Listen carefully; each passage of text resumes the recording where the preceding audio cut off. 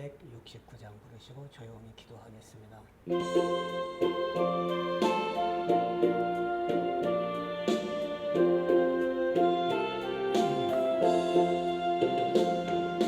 죄짐 맡은 우리 구주 어찌 좋은 친구시 걱정 근심 무거운지 우리 주께 맡기세 주께 포함 없는 고로 복을 받지 못하네 사람들이 어찌하여 아랠 줄을 모를까 시험 걱정 모든 괴로움 없는 사람 누군가 부질없이 낙심 말고 기도 드려 아뢰세 이런 친절하신 친구 찾아볼 수 있을까 우리 약함하시오니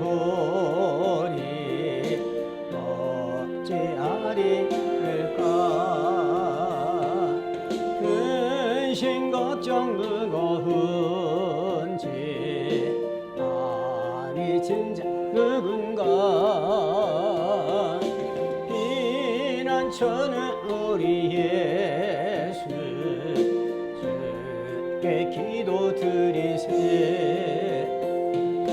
세상 친구 멸시하고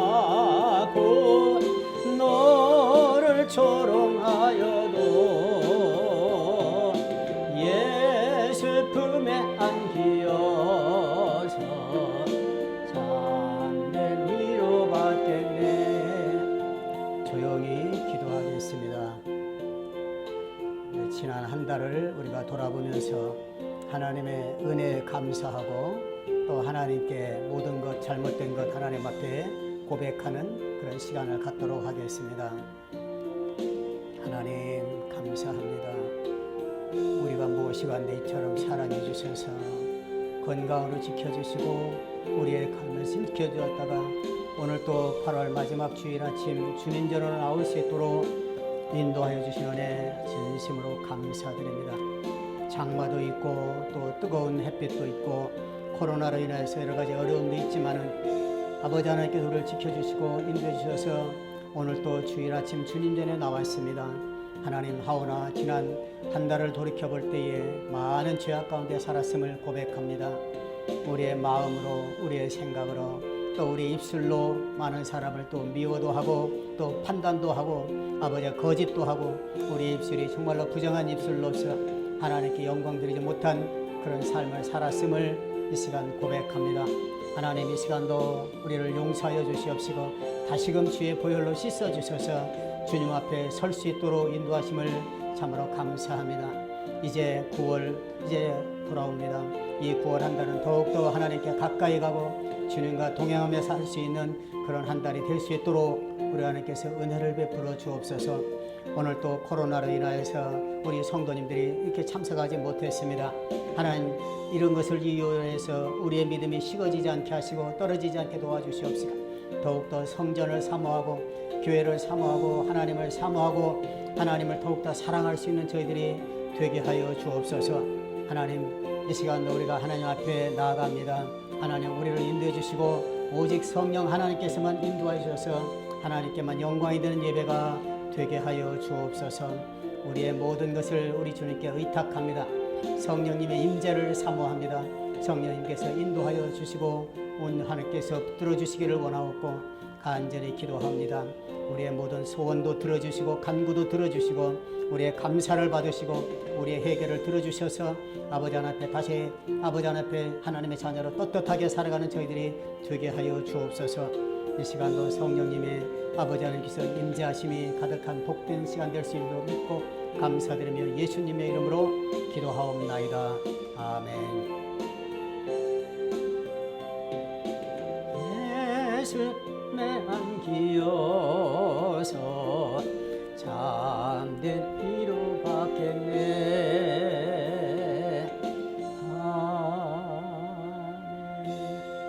아멘. 찬송가 9장 부르겠습니다.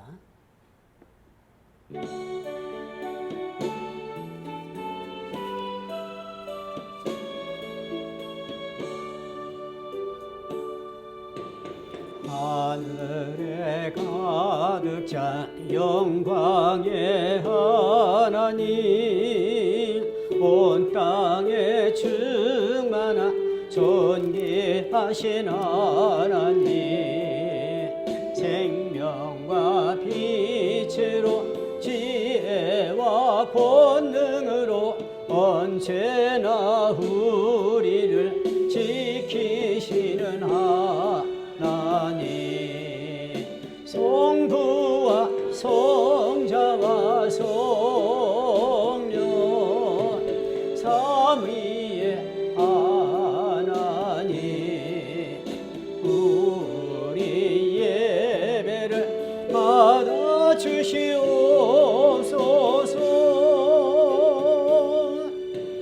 사랑이 넘친 자비하신 하나님, 은혜가 풍성한 구원의 하나님, 자매의 심령에 평안을 주시옵고 죄악과 허물을 용서하여 주소서. 송과 영광과 생명 구원의 하나님, 우리 예배를 받아 주시옵소서.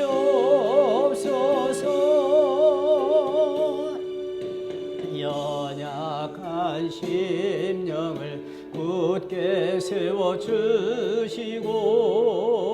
우둔한 마음을 지혜롭게 하시고 주의 뜻 받들어 참되게 살아가며 주 말씀 따라서 용감하게 하소서. 권능과 지혜와 사랑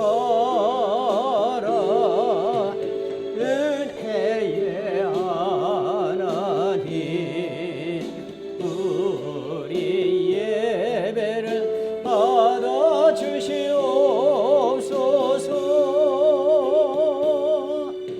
주 앞에 나올 때 우리 마음 기쁘고 그 말씀 힘되어 새 희망이 솟는다. 고난도 슬픔도 이기게 하시옵고 영원에 잇대어 살아가게 하소서. 우리의 자랑과 기쁨 생명의 하나님, 우리 예배를 받아 주시옵소서.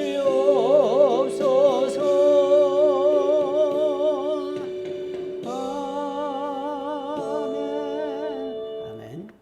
성시교독은 제40번 시편 96편이 되겠습니다. 영상에 나오니까 새 노래로 여호와께 노래하라. 온 땅이여 여호와께 노래할지어다. 여호와께 노래하며 그의 이름을 송축하며 그의 구원을 날마다 전파할지어다. 그의 영광을 백성들 가운데에 그의 기이한 행적을 만민 가운데 선포할지어다. 만국의 모든 신들은 우상들이지만 여호와께서는 하늘을 지으셨으리로다. 존귀와 위엄이 그의 앞에 있으며 능력과 아름다움이 그의 성소에 있도다. 아름답고 거룩한 것으로 여호와께 예배할지어다. 하늘은 기뻐하고 땅은 즐거워하며 바다와 거기에 충만한 것이 외치고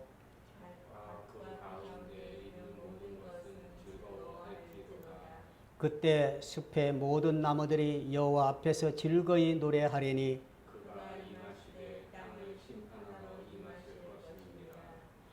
그가 의로 세계를 심판하시며 그의 진실하심으로 백성을 심판하시리로다. 아멘.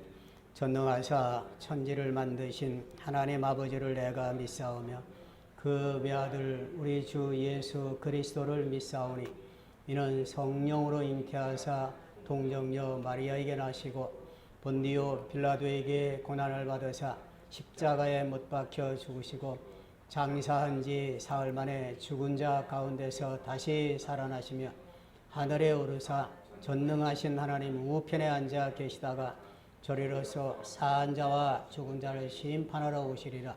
성령을 믿사오며 거룩한 공예와 성도가 서로 교통하는 것과 죄를 사하여 주시는 것과 몸이 다시 사는 것과 영원히 사는 것을 믿사옵나이다. 아멘. 찬송가 84장 부르겠습니다.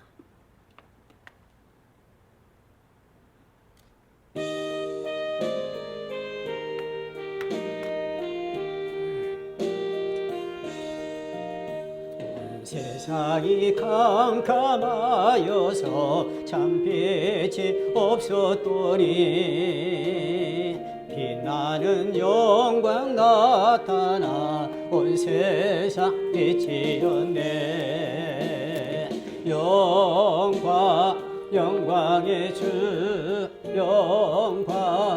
영광의 주 밝은 그 빛 내게 비추었네.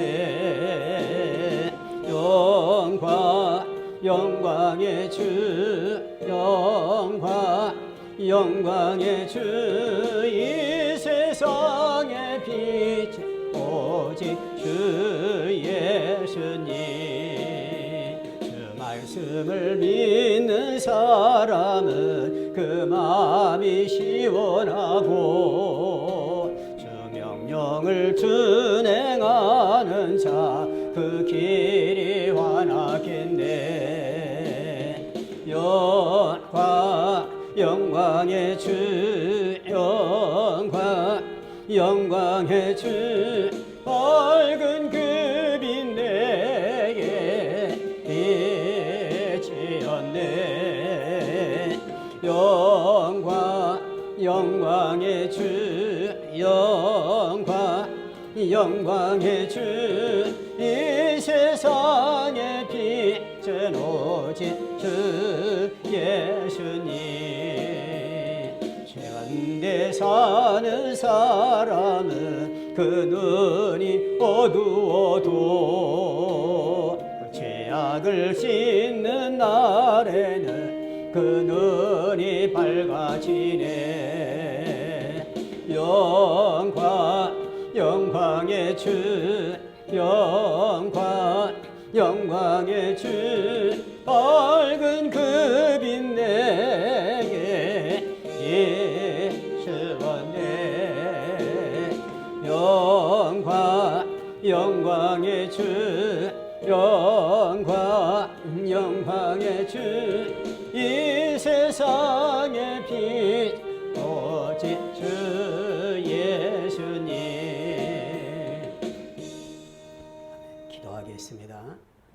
거룩하시고 자비로우신 하나님, 주의 백성들을 무더위와 장마와 또한 코로나19로부터 8월 한 달을 지켜주시고 8월 마지막 주일 아침 전능하신 하나님 앞에 나와서 예배드리게 하심을 진심으로 감사드립니다. 8월 한 달 우리가 지치고 힘들었지만은 그때마다 우리의 손을 잡아주시고 힘을 주셔서 다시 일어나게 하시고 예수님의 이름으로 승리하게 하심을 감사드립니다. 거룩하시고 존귀하신 아버지 하나님, 대한민국이 코로나 바이러스로 인하여서 제2단계 이상의 엄중한 방역을 하고 있습니다. 교회도 대면 예배를 잠시 중단하고 비대면 예배를 드리는 안타까운 시간을 보내고 있습니다. 거룩하신 하나님, 유다 백성이 바벨론의 포로로 잡혀가서 바벨론 강가에서 고국을 향하여 또 예루살렘 성전을 향하여 하나님을 그리워하며 성전을 그리워하며 눈물로 기도하고 아버지 하나님 앞에 예배하기를 사모했습니다. 그때 하나님께서는 때가 되어서 그들을 해방시켜 주시고 고국으로 돌아가서 하나님께 예배할 수 있는 기회, 은총을 베풀어 주셨습니다. 거룩하시고 존귀하신 하나님, 하나님 우리에게도 은혜를 베풀어 주셔서 속히 대한민국의 모든 교회들과 성도들이 하나님 앞에 정말로 예배당에 나가 교회에 나와서 함께 모여서 하나님께 예배드릴 수 있는 귀한 시간 허락할 수 있도록 인도하여 주옵소서. 하루속히 코로나 바이러스를 물리쳐 주셔서 마음 놓고 하나님의 전에 나가서 성도들과 함께 기쁨을 나누며 예배드리는 날이 속히 올 수 있도록 긍휼을 베풀어 주옵소서. 하나님, 모든 교회들이 정부의 방역수칙을 잘 지켜서 정말로 교회에서 코로나 확진자가 더 이상 발생하지 않도록 인도하여 주옵시고 우리 모든 교회들이 모든 성도들이 잘 지킬 수 있도록 우리 하나님께서 마음과 생각을 지켜 주옵소서. 하나님, 우리 신과 함께 성도들 은혜 안에 품어주시기를 원합니다. 우리 모든 성도들의 가정과 또 일터와 또 자녀들 위에 함께하여 주셔서 늘 믿음으로 충만케 도와주시옵시고 늘 그 가정 우리의 삶이 평안케 우리 하나님께서 은혜를 베풀어 주옵소서. 이 시간도 정말로 우리가 서수의 무리가 모여서 하나님께 예배하면서 이 예배를 영상으로 녹화를 하고 있습니다. 모든 아버지 하나님께서 이 시간 하나하나가 하나님께 영광이 되게 하시고 예배 중에 거하시는 성령님께서 인도하여 주시기를 원합니다. 이 시간도 하나님을 찬양합니다. 하나님께 감사드립니다. 하나님의 이름으로 우리가 이 시간 하나님께 예배하오니 하나님 우리의 예배를 받아 주옵소서. 감사드리며 예수님의 이름으로 기도하옵나이다. 아멘.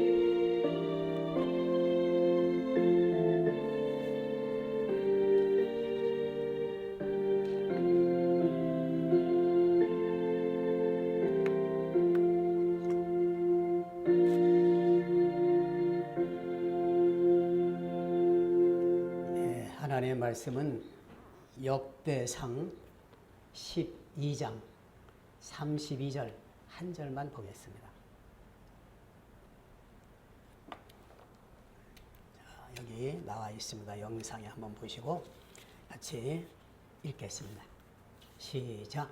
이사갈 자손 중에서 시세를 알고 이스라엘이 마땅히 행할 것을 아는 우두머리가 200명이니 그들은 그 모든 형제를 통솔하는 자이며, 좀 간단하게 한 절만 우리가 적었습니다. 오늘 제목은 시대를 분별하는 능력, 그리고 그 부제를 공산주의 바이러스라고 하는 그런 부제를 붙여서 함께 말씀을 좀 나누려고 합니다. 오늘은 특별히 어떤 성경 말씀에 있는 그런 그 말씀보다도 이 성경 말씀을 이렇게 오늘 역대상 12장 32절에 보면은 시대를 분별할 수 있는 능력이 있어야 된다. 그런 지도자가 있어야 된다. 그런 말씀에 비추어서 지금 한국에는 대한민국에는 이 공산주의 사회주의가 될까봐 전전긍긍하고 많은 교회들이 목사님들이 성도들이 정말로 마음으로 불안하고 또 이걸로 인해서 염려하는 분들이 많이 있습니다. 그래서 오늘 말씀은 이사갈 자손 중에서 시세를 알고 이렇게 시대를 분별하는 그 능력이 있다는 거예요. 통찰력이 있다는 거예요. 이스라엘이 마땅히 행할 것을 아는 우두머리가 200명이니 그들은 그 모든 형제를 통솔하는 자이며 그랬습니다. 이 당시에 어떤 일이 있었느냐. 이스라엘의 초대 왕이 사울 왕입니다. 사울 왕. 그 사울 왕에 세 자녀가 있었는데 그 세 자녀가 블레셋 군대로 말미암아 죽었어요. 우리가 잘 아는 다윗의 친구인 요나단이 있거든요. 그 요나단도 사울 왕의 아들인데 그 아들도 거기서 죽은 거예요. 그리고 사울 왕도 거기서 자기 스스로 자살해서 죽은 거죠. 자결해서 죽은 거예요. 그러니까 엄청난 비극이죠, 이스라엘에. 그래서 이 사울 왕, 초대 왕이 죽고 그 세 아들도 죽고, 그러니까 왕이 죽고 아들이 죽었다는 것은 이스라엘이 완전히 패했다는 거죠. 완전히 망했다는 거예요. 그런데 하나님께서 예비한 다윗 왕이 등극을 하게 됩니다. 이스라엘의 2대 왕으로 다윗 왕이 등극을 하는데 다윗 왕의 군사들을 이제 우리가 역대상 12장에 보면 쭉 나옵니다. 각 지파에서 이 다윗 왕을 함께 다윗 왕과 싸울 그런 그 군사들이 있는데 그 군사 중에서 이사갈 자손, 이사갈 지파 중에서 시세를 알고 마땅히 행할 것을 아는 지도자가 200명이 있었다는 거예요. 저는 이제 주변에 있는 목사님들이 저한테 묻기도 하고 저도 물어봤어요. 지난주에는 어떤 목사님하고 통화하면서 우리나라가 이렇게 코로나로도 이렇게 참 어려움을 겪고 있지만은 이 공산주의 또는 이 사회주의로 우리나라가 될 것 같아서 너무 많은 목사님들이 염려하는데 목사님 의견은 어떠냐? 그렇게 물어봤더니 그렇게 쉽게 공산주의가 되겠느냐? 사회주의가 되겠느냐? 이렇게 말도 해요. 그것도 어떻게 보면은 이해를 할 수 있어요. 그런데 또 어떤 목사님은 아니라고 지금 완전히 지금 공산주의가 되었다고 아주 그냥 큰일 났다고 또 이렇게 막 울면서 전화도 하고 또 카톡방에도 이렇게 올리는 그런 목사님도 있어요. 그럴 때 정말 이 지도자가 목사님들은 뭐 지도자잖아요. 교회에서 지도자고 또 사회를 이끌어갈 수 있는 지도자잖아요. 그렇기 때문에 이번에도 문재인 대통령이 각 교단의 그런 그 단체장들, 교회 목사님들 16분을 초대해서 그 청와대에서 함께 대화를 나누었잖아요. 그러니까 그 중에서도 이 나라의 시세를 알아야 된다. 어떻게 돌아가는데 이 시대를 분별하는 능력이 있어야 되잖아요. 목사님이 수많은데 서로가 의견이 다 틀리니까 무엇이 맞는 것인가? 그 시대를 분별해서 능력이 우리에게 있어야 되는데, 그리고 마땅히 행할 것을 아는 지도자. 이제 시대를 분별했으면 우리가 무엇을 해야 될 것인가? 어떤 액션을 취해야 될 것인가? 이거를 아는 그런 지도자가 있어야 될 거 아닌가? 그래서 제가 오늘 말씀을 시대를 분별하는 능력, 그리고 부제로 공산주의 바이러스라고 하는 그런 그 제목으로 말씀을 드리려고 해요.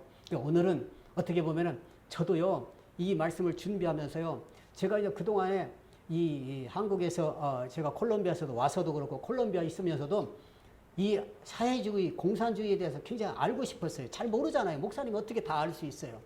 그래서 주사파에 대해서 제가 몰라서 제가 작년에 주사파에, 재작년부터 주사파에 대해서 제가 공부를 했어요. 무엇인가? 그래서 제일 제가 많이 이해했던 것은 김문수 씨가, 경기도지사였던 김문수 씨가 그 페이스북에 쓴 게 있어요. 그게 뭐 A4 용지 한 8페이지 되는데 그걸 제가 다 이렇게 해서 그 프린트해서 제가 가지고 있어요. 그래서 보면서 주사파에 대해서 제가 많은 이해를 제가 갖게 되었어요. 여의도 순복음교회 이영훈 목사님도 그 김문수 그 전 지사의 그 주사파 그 글을 읽고 주사파에 대해서 많이 이해했다고 하는 그런 이야기를 들었는데, 어쨌든 저도 그래서 이 공부를 좀 해야 되겠다 싶어서 공산주의가 뭔가 이걸 공부하면서 내가 아는 게 너무 없다. 내가 너무 모르는구나. 제가요 콜롬비아 가서도요 이렇게 이제 그 사위하고 이렇게 그 정세 같은 거 세계 각국에 이런 거 돌아가는 거 이야기하면은 내가 너무 모르는 거예요. 야, 내가 이렇게 모를 수 있나? 내가 아는 게 이렇게 없나? 그래서 굉장히 내가 아는 지식이 굉장히 아주 정말로 온 우주 중에 조금만밖에 없구나. 이걸 제가 절감하는 거예요. 이번에 제가 이 공산주의 이걸 보면서도 내가 모르는 게 너무 많구나. 좀 많이 배우고 많이 공부해서 바로 가르치고, 정말로 오늘 이사야 선지자도 이렇게 말하잖아요. 그 당시도 이사야 선지자 그 시대도 그랬다는 거예요. 선지자들이 악한 것을 선하다고 하는 거예요. 선한 것을 악하다고 한 거예요. 검은 것을 희다고 하고 흰 것을 검다고 하고, 흑암을 광명으로 삼고 광명을 흑암으로 삼고, 쓴 것을 단 것으로 삼고 단 것을 쓴 거로 삼고, 반대로 하는 게 너무 많다는 거예요. 그런 사람은 어떻게 되느냐? 화 있을진저. 화 있을진저라고 해서 하나님께서 가만 안 놔둔다는 얘기죠. 하나님께서 그를 심판한다는 얘기. 그러니까 얼마나 이게 중요한가.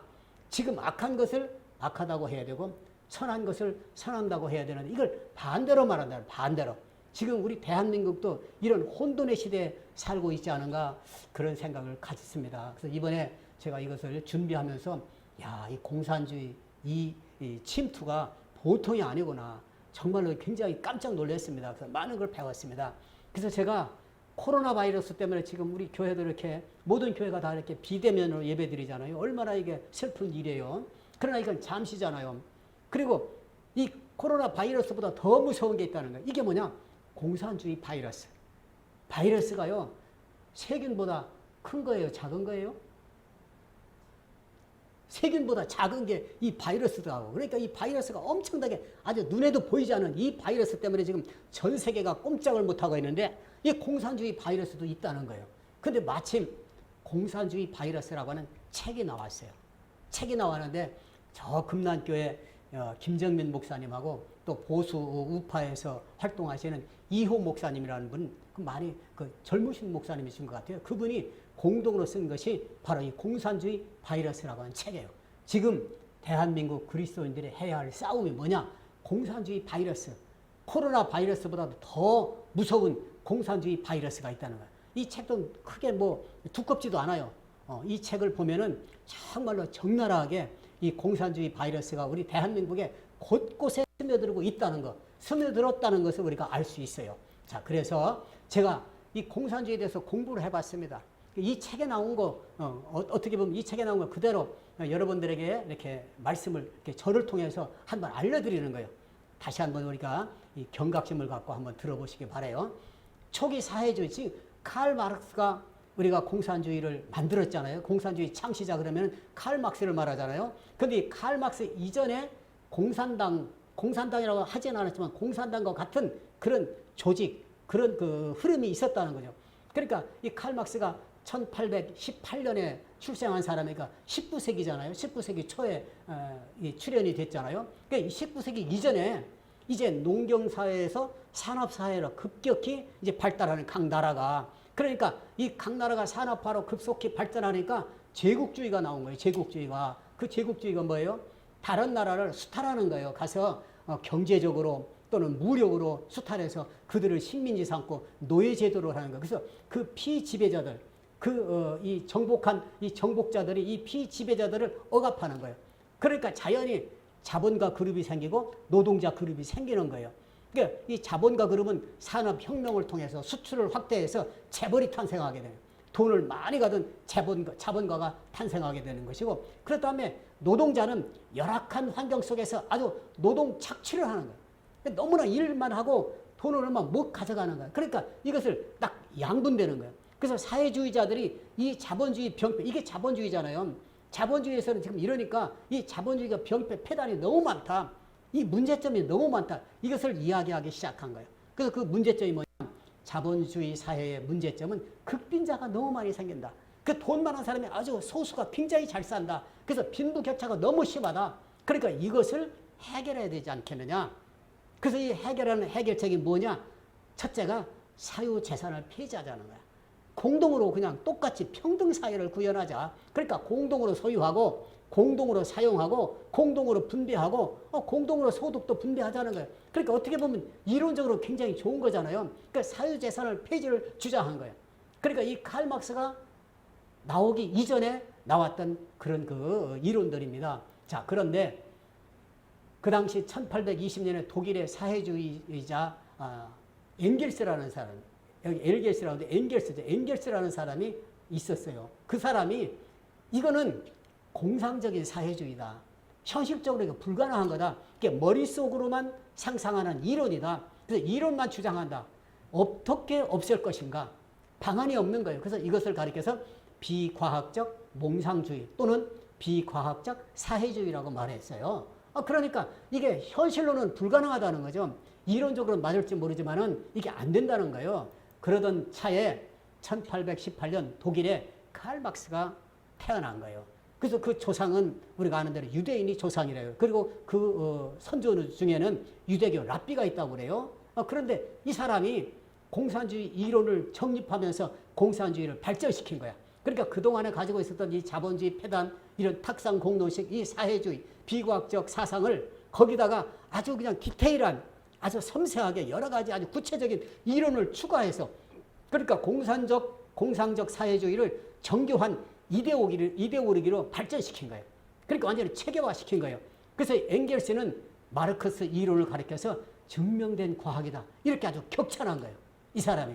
그래서 과학적 사회주의, 과학적 공산주의로 이렇게 호칭하게 된 거예요. 그 전에는 몽상적이다. 그냥 상상만 한다. 그래서 비과학적이다. 상상적인 과학이다. 이렇게 했는데 이제는 이 칼 마르크스가 이런 이론을 정립하고 나니까 이 엥겔스가 과학적 사회주의, 과학적 공산주의 이런 호칭을 갖다 붙인 거예요. 그래서 두 사람이 지금 말하면 의기가 투합했다고 할까? 그래서 두 사람이 같이 책을 만든 거예요. 책을 저술한 그 책이 그 유명한 공산당 선언 또는 공산당 혁명이라고 해요. 그 책도 아주 조그마해요. 30쪽 분량의 소책자더라고요. 그것을 1848년에 공동저술한 거예요. 공동저술. 이게 칼 막스가 말하는 공산주의 아주 기초 이론집이 된 거예요. 그러니까 1818년생이니까 1848년에 출판했으니까 30살에 출판한 거죠. 그 제가 한번 따져봤어요. 그럼 지금으로부터 몇 년 전이냐? 172년 전에 공산주의가 공개적으로 처음으로 공식적으로 이렇게 출현을 하게 된 거예요. 그러면은 이 공산당 선언이 무엇인가를 알아야 되잖아요. 우리가 지피지기면은 백전백승이라고 그러잖아요. 제가 많은 목사님들 또는 주변에 있는 집사님들 막 그냥 광화문 집회도 가는 그런 분들한테 물어봐요. 무엇이 공산주의고 무엇이 잘못된 것이냐? 그리고 우리나라가 그렇게 공산주의가 그렇게 될 거냐? 무엇으로 증명하느냐? 이렇게 자꾸 말하면은 대답을 못해. 그냥 무조건 하는 거예요. 그래서 저는 이걸 좀 이렇게 알아야 뭐 좌파든지 또 이 공산주의든지 이걸 물리칠 거 아니냐? 우리가 대비할 거 아니냐? 그래서 이 공산당 선언, 공산당 혁명에 대해서 제가 보았어요. 그게 뭐냐? 30쪽짜리 아주 작은 책자라고 그랬잖아요. 근데 이게요, 성경 다음으로 전 세계에 많이 번역본으로 나갔다는 거예요. 놀랍지 않습니까? 이 조그만 책자, 30쪽짜리 이 책자가 성경이 제일 많이 번역됐잖아요. 전 세계에 뭐, 제가 잘 기억이 없는데, 뭐 2,000어 언어로 이렇게 했다는 이야기가 들었는데, 어쨌든 간에 그 성경 다음으로 많이 번역된 책자, 이게 바로 공산주의 선언, 공산당 혁명, 이 책자라는 거예요.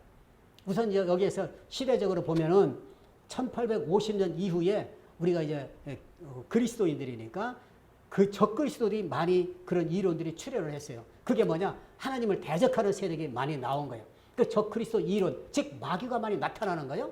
그 마귀 세력이 조직화해서 나타나는 게 그게 바로 공산당 이론이고 진화론이고 여호와의 증인이고 안식교고 이게 1850년 이후에 출현한 그런 적그리스도라는 거예요. 그러니까 1848년 이후에 이 마르크스와 엥겔스가 공동 저술한 공산당 선언 이 책이 출판된 이후에 전 세계에서 76개 나라에서 공산당이 창당됐다는 거예요.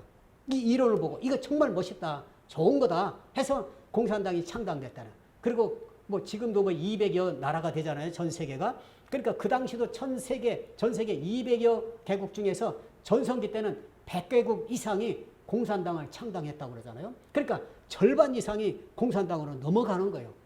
얼마나 이게 많은 그런 영향을 끼쳤어요. 그래서 이 공동서술한 여기에 서문에 보면은 이런 글이 있어요. 하나의 유령이 유럽을 떠돌고 있다. 공산주의를 유령이라고, 유령. 보이지 않으니까. 바이러스가 유령이잖아요. 눈에 안 보이잖아요. 이게 공산당도 이 공산주의가 하나의 유령이 유럽을 떠돌고 있다고 그래요. 그런데 제가 볼 때는 이 대한민국의 이 마르크스 이 주의, 마르크스 사상이 지금 모든 분야에 다 침투되어 있더라고요. 제가 이 책을 보고 참말로 내가 확인해보고 이런 걸 다 그동안에 몰랐던 것을 깨달은 것이 정치, 경제, 사회, 문화, 체육, 예술, 음악, 종교, 소설, 영화, 드라마, 언론, 교육 등 각 분야에서 유령이 아니라 실제로 우리 대한민국이 지금 존재하고 있는 거예요. 그리고 이 마지막 문장이 뭐라고 되어 있냐면 목적이 수단을 정당화한다 그렇게 말했어요. 이게 폭력을 써서라도 자본가의 그 자본을 탈취해서 서민들에게 이 노동자들에게 분배해야 된다니까 목적이 수단을 정당화하니까 막 사람을 막 죽이기도 하고 폭력을 쓰기도 하고 이렇게 말할 수 없는 그런 비합리적인 일로 이렇게 세상을 뒤엎어버리는 거예요. 저는요 이 광화문 집회에 대해서 참 전광훈 목사님 또 거기에 나가서 수고하는 분들이 많은 그런 그 영향을 끼친 것 굉장히 좋은 점이 있지만은 근데 저는 굉장히 유감이 있어요. 그 유감이 뭐냐? 그리스도인들은 항상 선한 싸움을 싸야 돼요. 말도 행동도 시위도 거짓 없이 폭력 없이 해야 이게 참 그리스도인인 거예요. 이 광화문 집회도 보면은 이 코로나19로 교회가 정말로 감염 사태가 너무 많았잖아요. 1,000명이 넘다고 그러잖아요. 아니 우리가 1,000명이 넘어서 옛날에 옛날도 아니죠. 몇 달 전에 그 신천지에서 할 때 얼마나 우리가 신천지를 막 그냥 욕하고 했습니까? 그럼 이것도 교회에서 이렇게 감염 사태가 나왔으면은 교회가 자숙을 해야죠. 잘못했다고 해야죠. 뭐 이번에도 대통령하고 이렇게 모임을 가졌을 때도 그 교단 대표 목사님들이 가서 이렇게 사과하신 그런 분도 있더라고요. 그 집회가 정말 좋은 점이 다 가려지는 거예요. 아니 공산주의 이론이 폭력을 써서라도 이 목적의 수단을 정당화한다. 이게 공산주의 이론인데 우리가 민주 진영에서 이렇게 해서 되겠어요? 그래서 저는 이게 굉장히 유감해요. 우리가 선한 싸움, 그리스도의 선한 싸움을 할 때 말도 행동도 시위도 거짓말하면 안 되는, 거짓 없이 폭력 없이 이렇게 해야만이. 예수님도 이렇게 했잖아요. 예수님이 언제 폭력을 행사해서 세상을 뒤집어 엎었나요? 그렇지 않았거든요. 그러니까 이 공산주의 이론 중에서 이 서문과 마지막 문장이 목적의 수단을 정당화한다니까. 그러니까 우리가 아무리 목적이 선해도 수단을 정당화시킬 수가 없어요. 수단도 우리가 순리적으로, 합리적으로, 합법적으로 해야 그것이 우리가 맞는 거죠. 자, 그래서 이 공산당 선언 첫 번째가 유물론입니다. 유물론. 그래서 공산당은 우리가 제일 첫째 머릿속에 떠오르는 게 유물론이잖아요. 우리가 이거 사실은 이게 우리가 학생 때만 배웠고 그 이후는 공산당에서 배워본 적이 없잖아요. 그냥 알고만 있었지. 저는 우리가 아는 대로 우리 세대는 다 반공 세대죠. 반공 세대. 제가요 지금 머릿속에도 외워요. 혁명 공약 거기에 보면은 서문인지 그게 뭔지 우리는 반공을 국시로 하고 뭐 지금까지 형식적이고 구애만 끝인 반공 태세를 재정비 강화한다. 지금까지도 어렸을 때 제가 중학교 때인지 초등학교 때인지 모르는데 그걸 외운 게 지금도 내가 외우고 있다고요. 그만큼 반공 세대에 우리가 살았어요. 근데 이 공산주의에 대해서 우리가 잘 모르고 사는 거예요. 배우지를 못한 거예요. 근데 첫째가 유물론에 모든 것은 물질에서 정신세계가 나온다는 거예요. 그러니까 어떤 건물이 있다 그러면 이 건물의 토대, 기초가 물질, 돈, 경제라는 거예요. 돈이 있어야 된다. 물질이 있어야 된다. 경제가 있어야 된다. 그리고 그 기초 위에 상부 구조가 문화라든가 정치라든가 예술이라든가 국가라든가. 여러분 맞죠? 그러나 일부는 맞을 수 있어요. 모든 이론은 일부는 맞는다고 그래요. 그래 보니까 모든 이론은 일부는 맞는다는 거예요. 그러니까 일부는 맞을 수 있어요. 예수님께서 마태복음 4장 4절에 이렇게 말씀해요. 우리 마태복음 4장 4절 같이 한번 읽어볼게요. 시작. 예수께서 대답하여 이르시되 기록되었으되 사람이 떡으로만 살 것이 아니요 하나님의 입으로부터 나오는 모든 말씀으로 살 것이라 하였느니라. 예수님께서 공생애 40일 금식을 마치고 공생애 시작하기 첫 번째 이 마귀로부터 시험 받은 게 이거잖아요. 그래서 예수님께서 하신 말씀이에요. 사람이 떡으로만 살 것이 아니요 그랬거든요. 여기서 보니까 저는 중요한 게 떡으로만이거든요. 떡으로 살 것이 아니라 이 말은 뭐예요? 떡으로만 살 것이 아니라 빵이 필요하다는 거예요. 떡이 필요하다는 거예요. 먹는 게 필요하다는 거예요. 그러나 빵이 전부가 아니다는 거죠. 빵이 전부가 떡으로만 살 것이 아니요. 빵이 전부가 아니고 하나님 입으로 나오는 하나님의 모든 말씀으로 살아라.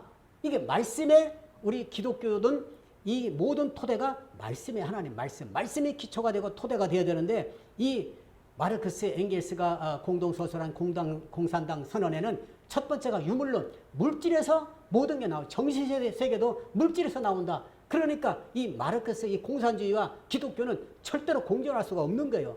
완전히 상극인 거예요. 기초부터 상극이에요. 첫 번째부터 상극이에요. 그러니까 우리 기독교인이 예수 믿는 사람이 공산주의를 반대하고 공산주의 하면 안 된다고 이렇게 우리가 정말로 큰 이렇게 반대하고 이런 이유가 여기 있는 거예요. 자, 그래서 마르크스는 물질만 중요하다는 거야. 왜? 물질에서 정신이 나오기 때문에. 그러나 물질만 중요하다고 주장했던 공산주의는 어떻게 됐어요? 예외 없이 다 가난했잖아요. 안 되잖아요. 그러나 기독교가 기초인 국가는 다 부강한 나라가 됐잖아요. 이 역사적으로 증명하고 있잖아요. 그러니까 공산주의는 결국은 이게 안 되는 건데도 우리가 이제 이해하지 못하는 게 그럼 왜 이게 안 되는 걸 알면서 우리나라가 공산주의화 되고 사회주의화 돼가느냐? 이 책을 보면 너무나 잘 표현되어 있어요.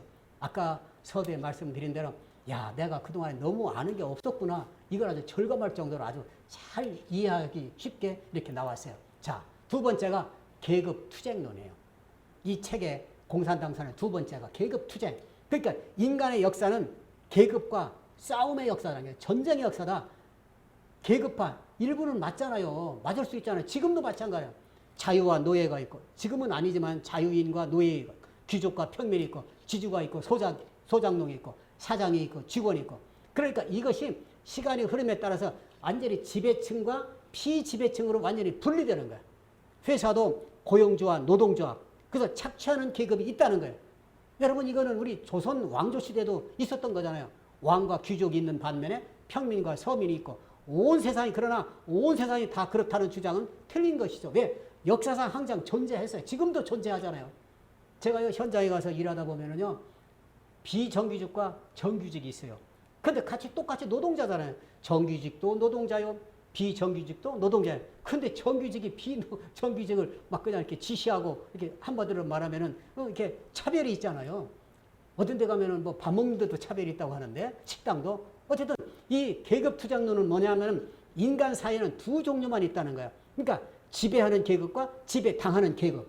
그래서 착취하는 계급. 이거 우리가 우리가 학교 다닐 때 배운 거 부르조아 계급이잖아요. 부르조아 계급. 그 다음에 착취당하는 노동자 계급, 프롤레타리아. 그래서 저는 이 두 가지 계급을 우리 대한민국 상황을 한번 잘 생각해 보세요. 지금 대한민국 상황이 어때요? 자본가가 있잖아요. 재벌이 있잖아요. 근데 우리 대한민국에 중간 관리자가 있잖아요. 중간 관리층이 있잖아요. 그리고 노동자가 있잖아요. 그래서 저는 이 중간 관리층, 저는 이 경제적인 위기, 대한민국의 경제 위기가 어디 있느냐? 중산층이 자꾸 없어져 가는 거예요. 아주 극소수가 아주 잘 살고, 그리고 빈부의 격차가 너무 심해서 이 가난한 사람이 많고, 노동자가 너무 이렇게 가난하게 살고, 극소수의 어떤 그 아주 재벌들이 있고, 중산층이 없어져 가는 것은 이건 대한민국의 위기인 거예요. 지금 대한민국 상황에서 약 두 가지만 있는 게 아니다. 그 말씀을 제가 드리는 거예요. 아주 착취하는 계급인 부르조아. 그러니까 완전히 자본가만 있는 것도 아니고, 착취당하는 계급, 완전히 노동자만 있는 것이 아니고 중간 관리층이 있다는 거예요. 자, 그래서 이 부르조아 계급. 그래서 이 마르크스 이론은 항상 이 부르조아와 또 프롤레타리아 이 두 계층이 항상 싸움만 붙이는 거예요. 이 공산주의에서는 갈등과 시기와 그래서 이걸 자꾸 조장하는 거야. 편가르기를 하는 거예요. 그래서 마르크스 이론은 부르조아 계급이 공헌을 많이 했다는 거예요. 여기도 맞는 말이잖아요. 제가 그전에 그런 얘기 들은 적이 있거든요. 삼성 엘리트 몇 명이 수만 명을 먹여 살린다고 그래요. 그렇잖아요. 그러니까 엘리트 계급, 즉 여기서 말하는 그 부르조아 계급, 지배층들이 이 많은 그 노동자들을 먹여 살리잖아요. 그런데 이 자본가 지식인은 이 마르크스는 자본가 지식인 착취만 했다고 주장하는 거예요. 아주 그냥 노동자들만 착취만 했다는 거예요. 그래서 이 세상의 모든 악은 자본가들, 지식인들에 의해서 생겨난다고 주장하는 것이 공산주의 이론인 거예요. 그래서 대한민국에도 지금 재벌을 증오하는 현상이 일어났잖아요. 아니, 재벌하면 무조건 증오하는 거예요. 왜 그래요? 착취하고 있다고 생각하기 때문에 그래요. 노동자들을 착취하고 있다고 생각하기 때문에 재벌을 증오하는 거예요. 저는요, 재판정에 나오는 삼성그룹 이재용 회장 보면은요, 어떤 데 보면 조금 불쌍할 때가 있어요. 얼굴도 좀 뭐라 그러면 좀 곱상하잖아요. 그런데 막 그냥 이렇게 나오는 거만 순진난만하는 것 같은데, 근데 어떻게 보면 아유, 돈 많은 분인데 저렇게 그냥 고생을 하나? 왜? 많은 사람이 아주 증오하는 거예요. 왜? 삼성그룹이 많은 노동자를 완전히 착취했다고 이렇게만 생각하니까 여러분, 돈 많은 재벌 이게 죄가 아니거든요. 성경에 보면 돈 많다고 죄인이 아니에요.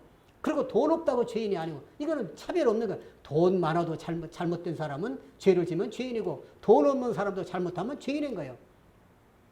얼마 전에 제가 기사를 보니까 중국의 재벌 2세 여성이 있는데, 그 사람이 세계 여자로서 갑부 6등이래요. 6위래요. 약 33조를 가지고 있다고 그래요. 근데 그 여성이 중국에서 몰래 키프로스로 이민 간 거예요. 왜? 중국은 불안하니까. 공산주의니까. 조금 있으면은 이 재벌가들을 완전히 다 빼앗길 수 있으니까, 불안하니까 이 키프로스로 이민을 간 거예요. 이걸 보면서 공산주의는 이 자본가를 어쨌든 죄인 취급하고 아주 착취만 했다고 이렇게 하기 때문에 이 자본가를 뒤집어 엎어야 된다고 하는 것이 이 부르조아 계급, 이걸 뒤집어 엎어야 된다는 것이 공산주의 이론이에요. 자, 그래서 여러분 한번 제가 예를 한번 들어볼게요.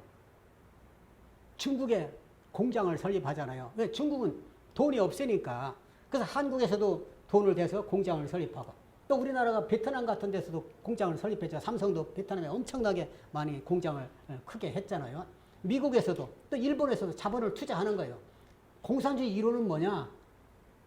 한국과 미국과 일본이 그 자본을 투자했기 때문에 착취 계급인 거예요. 착취 계급. 그럼 중국인들은 뭐냐? 거기서 일하는 사람은 착취 당하는 사람들, 피지배인이라는 거예요. 그래서 그들은 중국을 뭐라고 그래요? 제국주의라고 하잖아요. 제국주의라는 뜻이 뭐냐? 군사적으로나 경제적으로 후진국을 정복해서 큰 나라를 건설하려고 하는 침략주의죠. 이런 것이 제국주의라고 말해요. 여러분, 그래요? 미국이 중국을 뭐 가서 정복해서 그 침략하기 위해서 이 돈을 갖다 투자해서 자본을 투자해서 공장을 건설한 아니죠. 도와주려고 하는 거예요. 그래서 제가 외국 가보면 외국 기업이나 이런 공장에 취업하는 것이 현지민들의 아주 선망의 대상이에요. 어떻게 하면 한국에서 세운 그런 공장에 취직할까? 미국에서 세운 공장에 취직할까? 이게 아주 그들의 아주 선망의 대상입니다. 아니 착취를 하는 사람, 착취를 당하고 있다고 하는 그런 공산주의 일어나고는 그 완전히 틀리잖아요. 우리 한국 언론에서도 재벌 갑질을 막 지적하잖아요. 왜 그래요? 적대감을 갖도록 자꾸 선동하는 거예요. 그러니까 자꾸 계급화를 시키는 거예요. 이 부르주아 계급하고 노동자 계급하고 완전히 이 피지배층하고 지배층하고 나누는 거예요. 그러나 이것은 공사 현장에서 아까 말씀드린 대로 정규직과 비정규직이 있는데 정규직이 비정규직을 차별하는 거예요. 근데 이것은 별로 우리가 언론에서 하지 않으면서 재벌만 갑질하는 사람 큰일 나는 것처럼 이렇게 하는 것을 우리가 보고 있잖아요. 이런 것이 알게 모르게 공산주의 그 이론이 대한민국 곳곳에 스며들고 있다고 하는 거예요. 자, 네 번째 계급, 네 번째는 프롤레타리아 계급이라고 해요. 그 노동자만이 진정한 혁명자라고 그들은 말해요. 그 자본과 지식인은 보수 꼴통, 반동부자라고 낙인을 찍혀버리는 거예요. 그래서 마르크스는 법이나 종교나 도덕은 완전히 없애버리고 박살내야 된다고 그렇게 말해요. 그러니까 이 공산주의는 불법사회, 종교를 부정하고 그러니까 우리 기독교에서 말하면 사탄의 세력인 거예요. 공산주의자들이 기독교인들 제일 많이 죽였잖아요. 인정을 안 하는 거예요. 오래전도 안 해요. 지금 현재도 그렇고 중국에 지금 이 교회들 십자가 이게 무너지는 거 교회 완전히 그냥 뭐 무너지는 거 여러분 눈으로 못 걷겠잖아요. 몇십 개가 아니고 몇백 개, 몇천 개씩 막 무너지고 있잖아요. 교회를 인정하라. 제일 무서운 것이 교회인 거예요. 왜? 기독교와 공산주의는 공존할 수 없기 때문에 그래요. 그래서 그들이 말하는 것은 공산주의가 가장 우수하다는 거예요. 그러니까 그들은 이 프롤레타리아, 이 노동자 계급이 우수하고 그들이 혁명가이고 그들이 참 진정한 그런 지금 말하면 애국자 이런 그룹인데 그보다 한 단계 우위가 공산주의라는 거예요. 그래서 공산주의 지도를 받으라는 거예요. 그래서 계급의식을 자꾸 그들에게 말하면서 노동조합을 통해서 지배자를 뒤집어 엎자는 거예요. 여러분, 이번 우리나라도 민주노총이나 한국노총 얼마나 강경한지 아세요? 현장에 있으면요, 공사하는 것도요, 회사 사장 마음대로, 그 회사 마음대로 못 주는 거예요. 왜? 민주노총 막 이런 데 와서요, 뭐 어느 업종은 안 주면은 막 계속해서 난리 피는 거예요. 그래갖고 뭐 그냥 공사를 못 하는 거예요. 움직이지를 못하는 거예요. 이 정도로 이 노동조합이 굉장히 이 힘이 센 거예요. 노동조합을 통해서 이 지배자들, 그러니까 이 회사를 망하게 만드는 거예요. 뒤집어 엎게 만드는 거예요. 그리고 공산주의자는 다가 어떻게 노동자 다가 공산주의 할 수 있어요? 아주 극소수만 공산주의가 되는 거잖아요. 그리고 나머지는 민중을 선동해서 혁명을 일으켜서 권력을 쟁취하는 거예요. 그래서 권력을 잡으면 나누어 주겠다고 약속하는 거예요. 그래서 이제 그 프롤레타리아, 이 노동자들을 선동해서 그래서 소수의 공산주의가 이제 그들을 선동해서 혁명을 일으키면 거기서 1인 독재를 위한 그런 것이 바로 이 공산주의자들이다. 그러니까 그 노동자 피지배자를 위한다고 주장하면서 결국은 1인 독재 체제를 1인 독재 권력을 만드는 것이 공산주의입니다. 공산주의 나라치고 1인 독재 안 하는 데가 없잖아요. 우리가 제일 가까이 우리가 근접한 나라, 우리나라, 북한, 막 1인 독재가 벌써 3대째 계속되고 있잖아요. 자, 그러면은 누가복음 7장 35절 말씀 한번 읽어볼게요. 시작.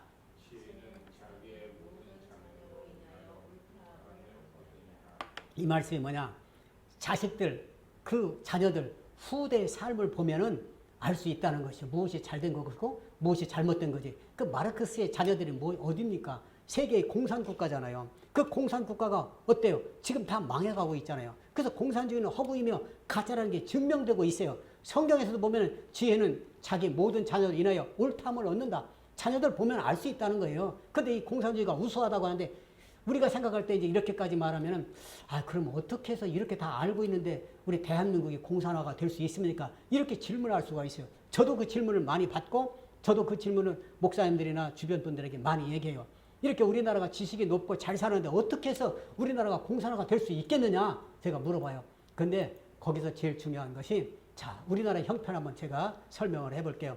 우리 지금 건국에 대해서도 뭐 여러 가지 얘기가 많잖아요. 그래서 어쨌든 우리 보수 쪽에서 말하는 1948년 8월 15일 건국을 했잖아요. 이승만 대통령은. 그래서 두 가지 자유민주주의 시장 경제, 두 번째가 반공국가로 이 나라를 50년 동안 이렇게 지켜온 거예요. 1948년부터 약 50년, 50년 역사는 반공의 가치를 지킨 거예요. 제가 아까 혁명 공약인가 그것도 제가 외워봤지만은 반공이 국시로 제1호로 삼고, 그러니까 반공이 첫째였었어요. 그래서 한강의 기적도 나타나고 그랬잖아요. 그래서 그렇게 50년 동안 잘 되었는데 그 후 약 20년의 역사는 공산주의자와 반공주의자가 혼합해서 중도체제로 가는 거예요. 그러니까 좌파와 우파가 같이 섞어서 가는 거예요. 그 좌파 정권은 뭐라고 말하냐면은 공산주의라고 다 나쁜 게 아니야. 이렇게 우리를 자꾸만 이렇게 우리를 세뇌시키는 거예요. 그래서 공산주의 좌파 운동이 민주화 운동으로 둔갑된 거예요. 그래서 민주화 운동하는 사람들이 공산주의 좌파 운동하는 그런 것으로 거꾸로 공산주의 운동 좌파 운동하는 사람이 민주화 운동하는 것으로 이렇게 착각하게 만드는 거예요. 그래서 이제는 반공을 말하면 뭐라고 말해요? 수구 꼴통이라고 말해요. 그래서 지금 친공산주의 시대가 지금 대한민국에 펼쳐지고 있는 거예요. 그 왜 이렇게 될까? 그 이유가 뭘까? 그래서 많은 사람에게 질문을 하고 질문을 들어요. 대한민국이 그렇게 쉽게 공산화 될 수 있습니까? 이거 여러분 물어본다고 하면은 뭐라고 대답해요? 그렇게 안 될 거야. 어떻게 이 나라가 이렇게 될 수 있어? 이렇게 부강한 나라, 잘 사는 나라 어떻게 될 수 있어? 그런데요, 여기서 한 사람이 나와요. 이 사람 우리가 잘 기억해야 돼요. 안토니오 그람시라고. 안토니오 그람시. 이 사람은 이탈리아 공산주의 아주 이론에 해박한 지식을 가진 사람. 나이도 젊었는데 40몇 살에 죽었는데 1891년도 그러니까 마르크스가 나타나고 약 한 50년 후에 나온 사람이죠. 이 사람이 말한 것이 진지전, 헤게모니 장악, 이것이 그람시가 주창한 새로운 시대의 투쟁 방식 이론이에요. 아니 그렇게 해서 농민들이 혁명하고 노동자가 혁명해서 나라를 뒤집어 엎을 줄 알았더니 이게 안 되는 거예요. 왜 안 돼요? 아니 우리나라 같이 잘 사는데 노동자가 어떻게 뒤엎어요? 엎을 수가 없잖아요. 그러니까 선진국에서 이게 안 된다는 걸 안 거예요. 그래서 안토니오 그람시가 자본주의가 아주 잘 된 나라, 선진국에는 진지전, 헤게모니를 장악하라, 이런 이론을 핀 거예요. 그래서 질문이 대한민국이 그렇게 쉽게 공산화 될 수 있습니까? 그렇게 말해요. 그러니까 폭력이 난무하던 군부 독재 시대가 지나갔잖아요. 그리고 현대 시대에서는 헤게모니 싸움이라는 거예요. 헤게모니를 잡는다는 것은 사회적 합의를 이루어 사회의 방향성 흐름을 정하는 것, 즉 여론을 모으고 사회적 합의를 만들어놨는데 그것이 헤게모니라는 게 뭐예요? 주도권이잖아요. 주도권.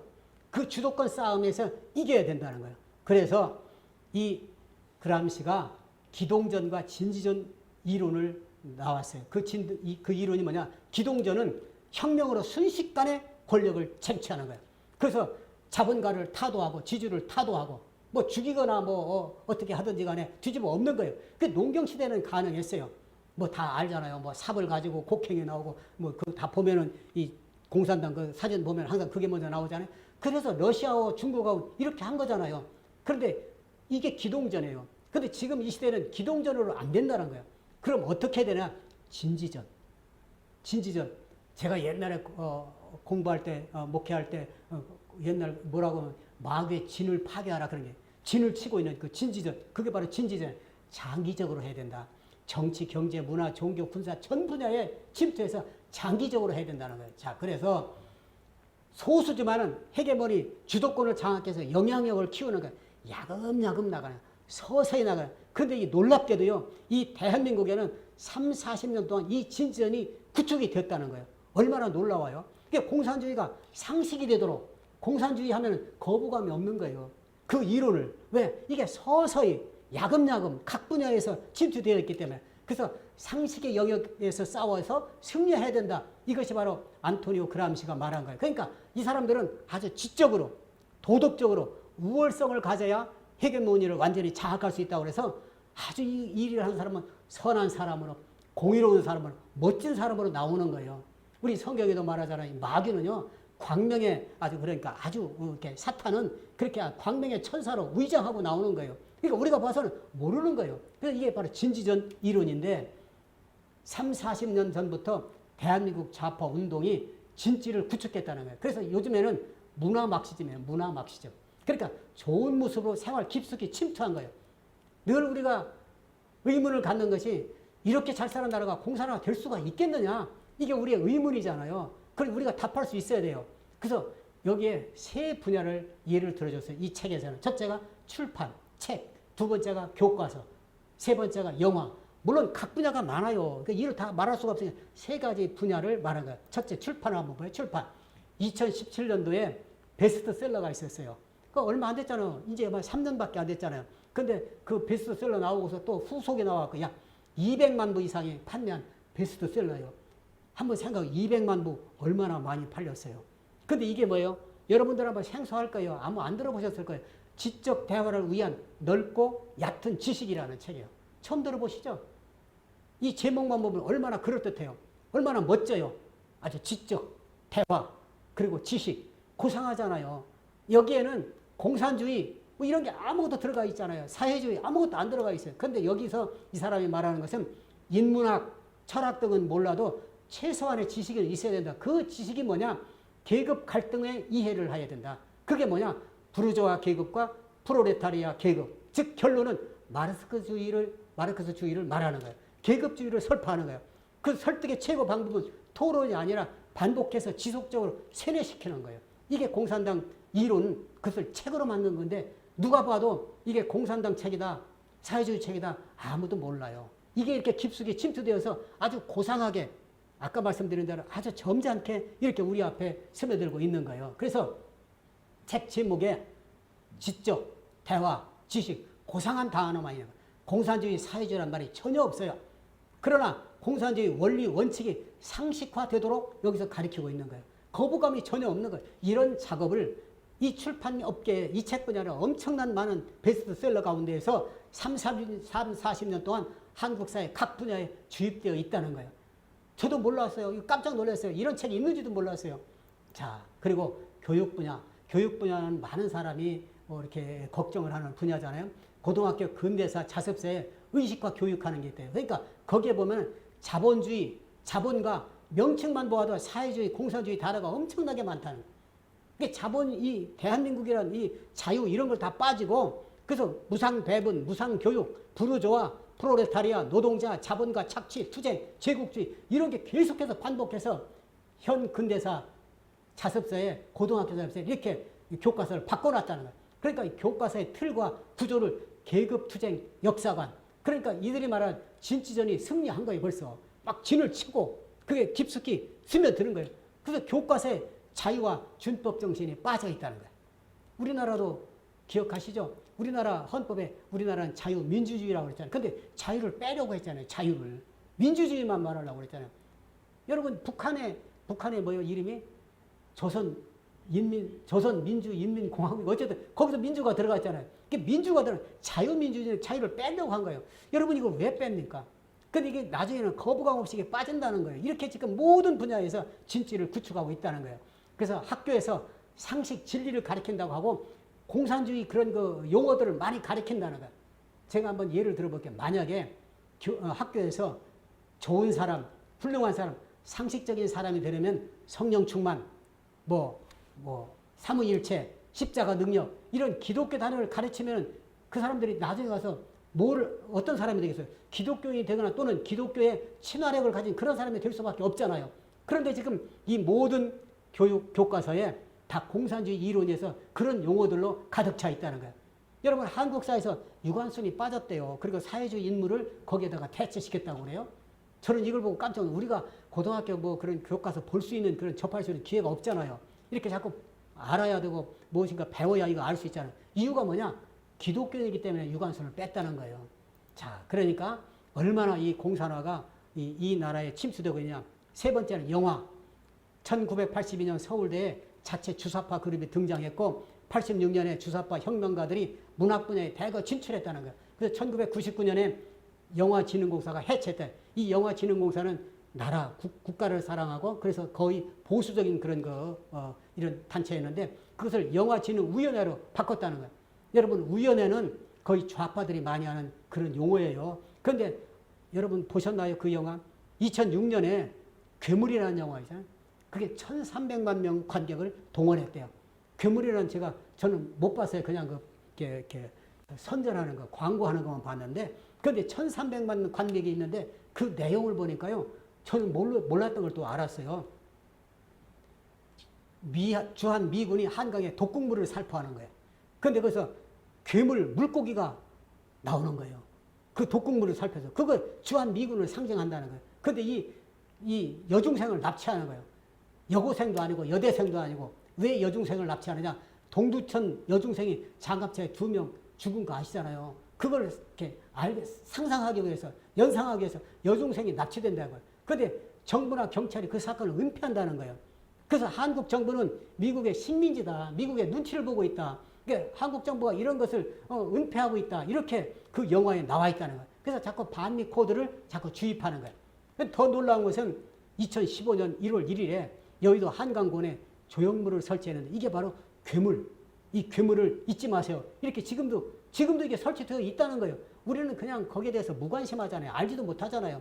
근데 이런 글을 보면서, 이런 영화를 보면서 많은 사람들이 지금 우리나라에 이렇게 각 분야에 제가 3가지만 말씀드렸잖아요. 책이나 그러니까 출판이나 교육이나 영화나 각 분야에 교회까지 그래. 교회까지 말도 못하는 뭐 군사 모든 분야, 정치 말할 것도 없고 경제 말할 것도 없이 이렇게 되어 있다는 거예요. 그러니까 우리가 생각할 때 이렇게 잘 사는 나라가 공산화가 될 수 있을까? 이렇게 질문을 하는데 이미 많은 분야에 이렇게 공산화가 되어 있다는 거예요. 그걸 거부감 없는 거예요. 자, 제가 그걸 보고 또 놀란 거예요. 안토니오 그람시가 진전에 성공한 나라가 대한민국이라는, 대한민국. 전 세계에서. 지금 대한민국이 뭐 OECD 국가 중에서 굉장히 우위를 차지하는 그런 나라잖아요. 그리고 굉장히 경제 성장이 많이 된 그런 나라잖아요. 그래서 자본주의 국가에서 굉장히 발전한 나라에서 이 안토니오 그람시 진전에 성공한 나라를 꼽으라 그러면 대한민국을 꼭 꼽히다. 30, 40년 전부터 지금 깊숙이 진전에 성공한 나라는 거야. 가만히 한번 생각해 보세요. 김정은 호감도 우리나라가 사람이 몇 명인지 아세요? 70%가 김정은에 대해서 호감을 갖고 있다는 거예요. 거부감 없잖아요. 호감을 가지고 있는 거예요. 이 사람들이 이렇게 진취전을 했고, 그러니까 공산주의에 대해서 별로 거부감이 없는 거예요. 사실 김정은이는 이 자기 할아버지부터 시작해서 김일성부터 시작해서 김정일에서 얼마나 우리에게 큰 어려움을 주고 공산주의 골수입니까? 그 장성택이나 자기 삼촌인가요? 그것도 막 그냥 많은 사람이 보는 앞에서 공개 처형하고, 김정남이 자기 형도 살해하고, 마귀의 자식이나 마찬가지잖아요. 그런데 김정은 호감도가 70%라고 하잖아요. 자, 그러면 우리가 이 일을 우리가 어떻게 해야 될 것인가? 어떻게 해야 되느냐? 늘 우리가 기억할 것은 안토니오 그람시의 진지전을 기억해야 돼요. 모든 분야에 진지를 구축하고 있구나. 그래서 공산주의 진지전에 무엇으로 바꿔야 되냐? 하나님 말씀으로 바꿔야 돼요.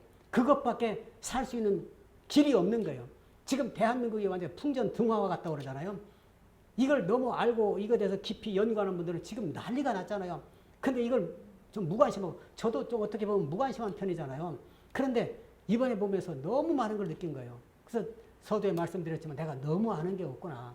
이 민주주의나 공산주의를 더 공부를 하고 대한민국이 지금 현재 처해 있는 게 어떻게 처해 있느냐. 우리가 오늘 말씀 읽은 역대상 아까 12장 32절에는 말씀하신 시대를 분별하자. 지금 현재 공산주의 이 바이러스가 어디까지 우리가 침투되어 있고 어디까지 우리가 지금 전염되어 있는가 이걸 알자. 그래서 각 분야에 공산주의 이론으로 진취전이 구축되는데 그것을 다 바꿔서 하나님 말씀으로 진취를 구축해야만 이 나라가 살 수 있습니다. 그렇지 않고는 뭐 시간에 가면 자연적으로 우리 후대에서는 자연적으로 넘어가게 돼서 반공 말할 수가 없어요. 지금 미국을 지금 뭐 적대시하고 막 그런 관계가 있기 때문에 지금 너무나 위기 상황인 것 같습니다. 그래서 오늘은 제가 시대를 분별하는 능력이라고 하는 그런 제목, 부제를 공산주의 바이러스라는 말씀으로 오늘 말씀을 전했습니다. 그러니까 오늘 이 말씀을 잘 기억해서 이 엄중한 시기에 왜 목사가 성경 말씀만 하지 않고 이런 정치적인, 어떻게 보면 정치적인 이런 말을 할까? 나라를 위해서, 또 기독교를 살리기 위해서, 기독교가, 공산주의가 국가가 되면은 우리나라가 기독교가 예배 드릴 수 있어요. 지금 이 코로나 바이러스 때문에도 예배 못 보게 하니까 못 보는데, 공산주의 되면 이건 뭐 볼 수가 불가능한 거예요. 우리 신앙을 지키기 위해서, 하나님 말씀으로 돌아가기 위해서, 그래서 오늘 대한민국을 지키기 위해서 오늘 말씀을 드린 거예요. 목사는 그냥 성경 말씀 전하는 게 제일 편하죠. 이 정치적인 얘기를 하게 되면 항상 반대표가 있는 거예요. 어떤 장로님이 전광훈 목사님 한번 욕했다가 1년 내내 아주 댓글로 시달려서 죽을 뻔했다는 거예요. 큰 교회 목사님도 이런 설교를 잘 못해요. 왜 못하느냐? 항상 그 큰 교회는 좌파와 우파가 같이 공존하기 때문에 한 번 얘기 잘못하면 뭐 수십 명이 나가버리니까 그걸 무서워서 그런 게 아니라 그런 갈등을 초래하기 싫으니까 우리가 원하는 것은 우리 내적으로 지피지기라고 상대편을 알아야 이길 수 있으니까 공산주의 바이러스가 무엇인가를 먼저 분별하자. 제일 중요한 것은 안토니오 그람시의 진지전입니다. 지금 각 분야에 진지를 틀고 있다. 여기에 공산주의 이론을 다 빼고 지금 동성애나 이것도 다 이러한이라는 거예요. 차별금지법 이런 것도 다 이 안토니오 그람시의 진지전이라는 거예요. 공산주의 바이러스라는. 근데 우리가 잘 깨닫지 못하잖아요. 우리가 시간 있을 때마다 이런 분야를 더 깊이 공부해서 나라를 지키고 말씀으로 또 우리 교회를 지켜야 되겠습니다. 기도하겠습니다. 하나님, 우리는 잘 모르고 어리석게 살았습니다. 이 나라 이 민족을 하나님께서 사랑해 주셔서 자유민주주의로 이 나라를 아버지 하나님 출발하게 해주셨는데 우리가 이 자유의 고귀함, 민주주의의 고귀함을 잃어버리고 정말 우리가 잘못 살았음을 고백합니다. 다시 한번 이 나라 이 민족, 공산주의가 이 바이러스가 더 이상 침투하지 않도록 하나님 말씀으로 무장해서 각 분야에 그 진치를 튼 공산주의 바이러스를 물리치고 하나님 말씀으로 가득 채워서 이 나라를 살리고 교회를 살리는 우리들이 될 수 있도록 인도하여 주옵소서. 예수님의 이름으로 기도하옵나이다. 아멘. 그냥 350장 그리고 축도로 마칠게요. 우리 헌금은 그냥 하시고요. 네.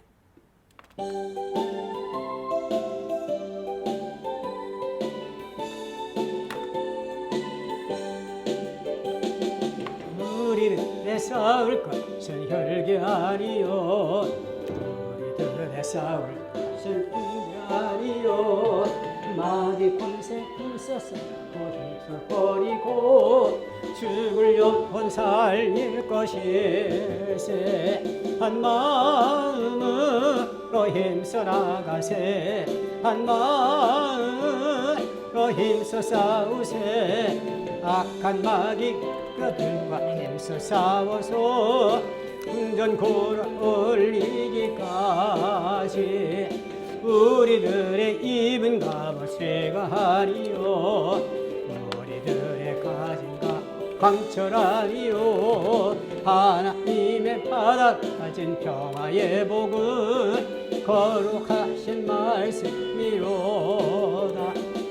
마음으로 힘써 나가세 한 마음으로 힘써 싸우세 간마 군사들과 힘써 싸워서 성전고를 올리기까지 악한 마귀 죄악들이 강할지라도 우리들의 대장 예수 앞서가시니 주저 말고 용감하게 힘써 싸워서 최승리 얻을 때까지 한 마음으로 힘써 나가세 한 마음으로 힘써 싸우세 악한 마귀 군사들과 힘써 싸워서 성전고를 이기까지 죄악 중에 빠진 사람 죄리우쳐